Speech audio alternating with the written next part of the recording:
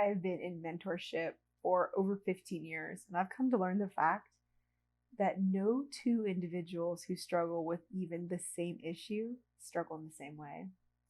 A mistake I made when I first began working with people who had trauma or significant challenges in their story was to believe, like, oh, they're sharing this hard thing that happened to them.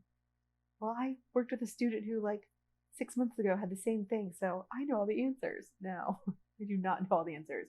I know now, I know none of the answers. I know how to point people towards help, but I'm not the end all for anyone. It's been really important for me to recognize, even if my life story is very similar to someone else's, the answers that help me might guide someone else, but may not be their final solution. And even if I'm working with two individuals at the same exact time who are struggling with the same exact topic, they probably need individualized care that addresses all of the personal elements of their struggle.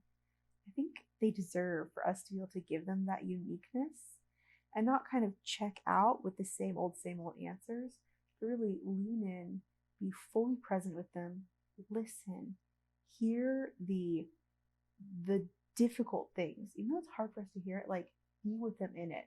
Not so we can absorb the trauma or absorb the crisis, but to support their unique story.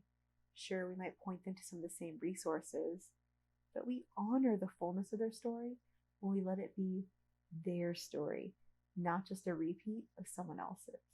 That's something I'd learned for me, and I hope that it supports you as well, because we all know there's nothing better than when someone really sits and listens to us and doesn't assume that they fully know what it was like to be us, but let us own every unique factor.